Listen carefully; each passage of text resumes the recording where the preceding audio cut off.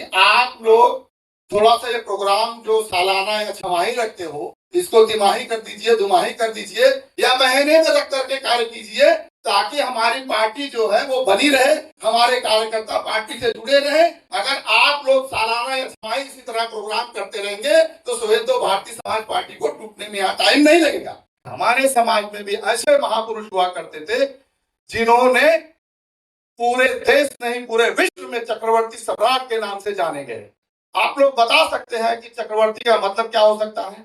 हाथ उठाकर बता दीजिए कि चक्रवर्ती का मतलब क्या होता है। और लाखों की तादाद में राजभर समाज की आबादी है, लेकिन कहीं अगर कोई घटना घट जाती है तो वहां पर चंद लोग ही दिखाई देते हैं, चाहे वो संगठन के लोग हो, चाहे वो पार्टी के लोग हो, चाहे किसी भी पार्टी के लोग हो, लेकिन समाज के कुछ चंद लोग ही दिखाई दिए जाते हैं। गांव में आज भी हम 80% अशिक्षित लोग हैं। हमारे बच्चे 8वीं से 10वीं से ज्यादा पढ़ लिख नहीं पा रहे हैं। हमारे माँ बाप या हमारे जो गार्जियन स्वरूप लोग हैं वो अपने बच्चों पर ध्यान नहीं दे रहे हैं। आज नशाखोरी में 80% बच्चे संलिप्त हैं। गाँव में जो उत्तर प्रदेश के गाँव की मैं बात बता रहा हूँ।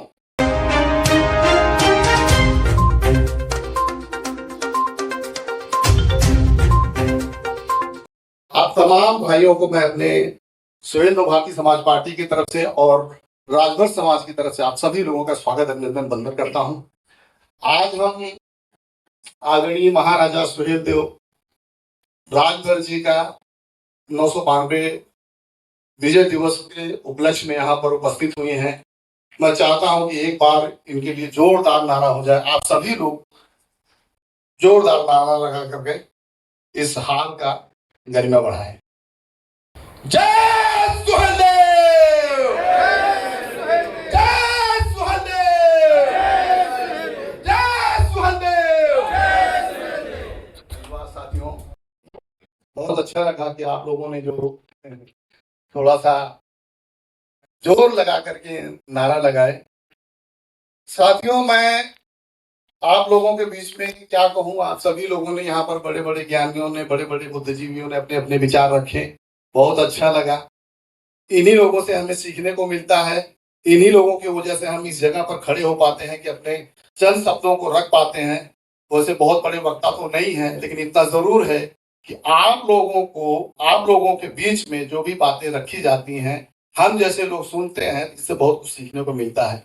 और ऐसे ही प्रोग्राम में, चाहे वो समाज के हमारे, चाहे किसी संगठन के भाई हो या चाहे किसी पार्टी के, किसी भी पार्टी के लोग हैं, जहां राजभर समाज का कोई भी प्रोग्राम होता है, चाहे वो सामाजिक प्रोग्राम हो या राजनीतिक प्रोग्राम हो, सभी लोगों को एक दूसरे के साथ कंधा से कंधा मिलाकर उस चीज को वहां पर पहुंचना चाहिए, उस चीज को सुनना चाहिए, जानना चाहिए।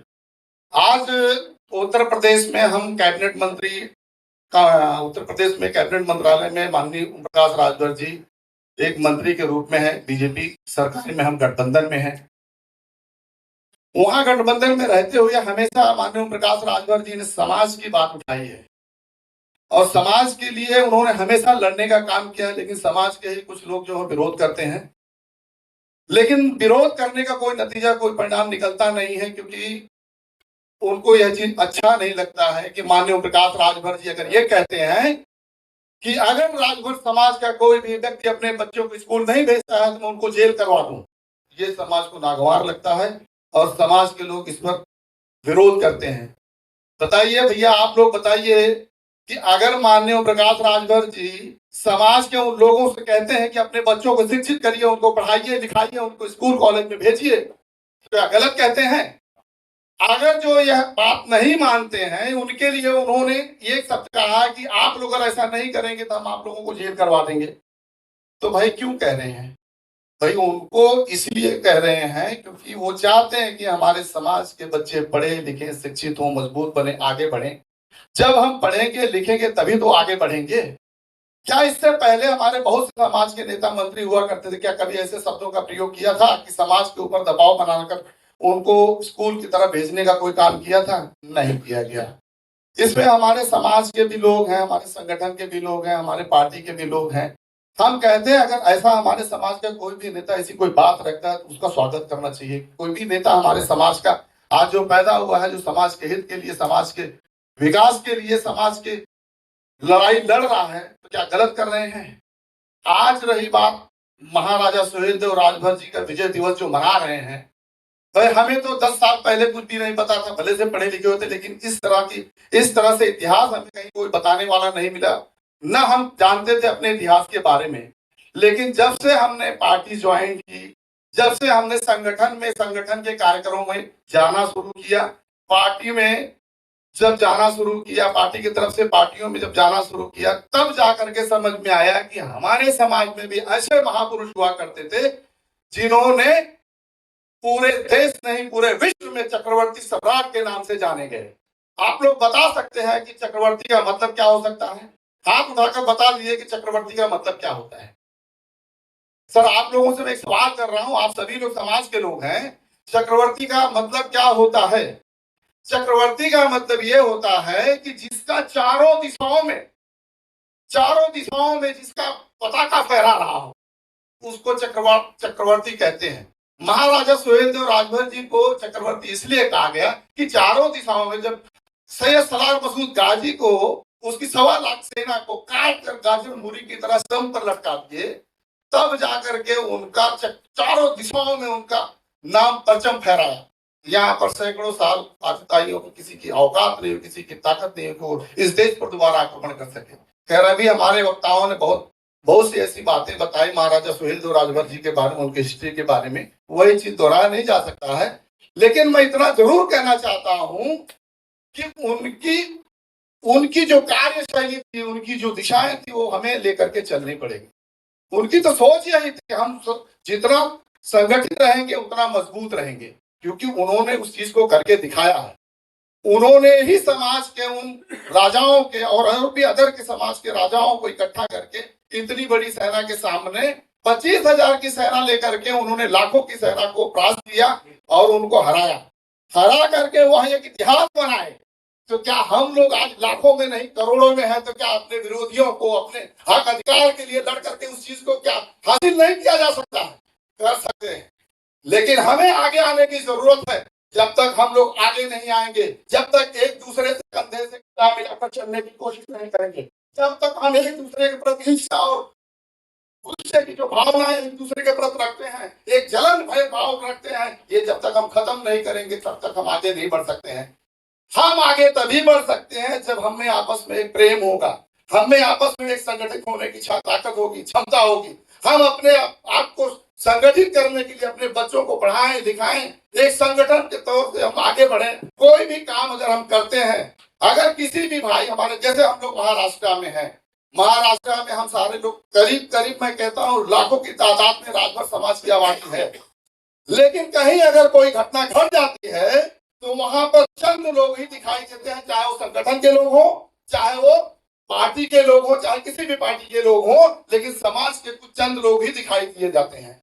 तो मैं ये चाहता हूं कि इतनी भारी मात्रा में हम लोग रहते हुए हमारे किसी भी भाई के ऊपर कोई भी समस्या, कोई भी मुसीबत अगर आती है, तो हम सभी लोग वहां इकट्ठा होकर उनकी समस्याओं को दूर करने की कोशिश करें। तो क्या ये हमारा संगठन मजबूत नहीं होगा? क्या उस समस्या का समाधान नहीं होगा? लेकिन हम चाहते नहीं है, क्योंकि लोगों को तो बस ये हुआ कि चलो भाई जो हो गया, जाने वाले जाएंगे। यही सोच हम लोगों को हमेशा पीछे रखती है। आज हम कहते हैं हम प्रदेशों में रहते हैं, वाकई में प्रदेश में रहकर कुछ लोग शिक्षित हो चुके हैं, लेकिन गांव में आज भी हम 80% अशिक्षित लोग हैं। हमारे बच्चे 8वीं से 10वीं से ज्यादा पढ़ लिख नहीं पा रहे हैं। हमारे माँ बाप या हमारे जो गार्जियन स्वरूप लोग हैं वो अपने बच्चों पर ध्यान नहीं दे रहे हैं। आज नशाखोरी में 80% बच्चे संलिप्त हैं।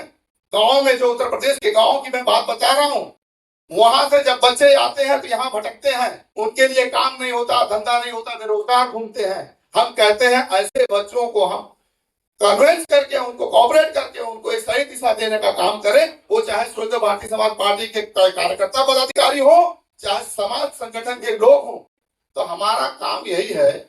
तो हम यही चाहते हैं कि हम चाहे संगठन से हो, चाहे पार्टी से हो, हम सभी लोगों को एकजुटता दिखानी होगी। और मैं आदरणीय अध्यक्ष जी से मैं विनम्र निवेदन करना चाहता हूं कि सर, ये जो प्रोग्राम आपने रखा है, मैं आदरणीय कोऑर्डिनेटर साहब आपसे भी मैं आग्रह करता हूं कि आप लोग थोड़ा सा ये प्रोग्राम जो सालाना या छमाही रखते हो, इसको तिमाही कर दीजिए, दुमाही कर दीजिए, या महीने में रख करके कार्य कीजिए, ताकि हमारी पार्टी जो है वो बनी रहे, हमारे कार्यकर्ता पार्टी से जुड़े रहे। अगर आप लोग सालाना या छमाही इसी तरह प्रोग्राम करते रहेंगे तो सुहेल तो भारतीय समाज पार्टी को टूटने में यहाँ टाइम नहीं लगेगा। क्योंकि जब यहाँ पर पार्टी काम करती थी, महीने मंथली जब यहाँ पर प्रोग्राम ऑर्गेनाइज होता था, दुमाही प्रोग्राम ऑर्गेनाइज होता था, सैकड़ों 100, 200, 500 की तादाद में हम लोग इकट्ठा होकर के अच्छे से अच्छा प्रोग्राम करते थे। हाँ, सभी सीनियर बॉडी के पदाधिकारियों से मैं विनम्र निवेदन करता हूं कि आप सभी लोग पार्टी चलाने के लिए आगे आना पड़ेगा, एक दूसरे के ऊपर निर्भर न रहें। तो मैं यही आप लोगों से भाई विनम्र निवेदन करता हूं और बार बार करता हूं, अगर पार्टी चलाना है, पार्टी को आगे लेकर जाना है, तो आप सभी लोगों को यह कार्य करना होगा। अगर आप चैनल पे नए हो तो चैनल को सब्सक्राइब करना ना भूले। वीडियो को ज़्यादा से ज़्यादा शेयर कीजिए।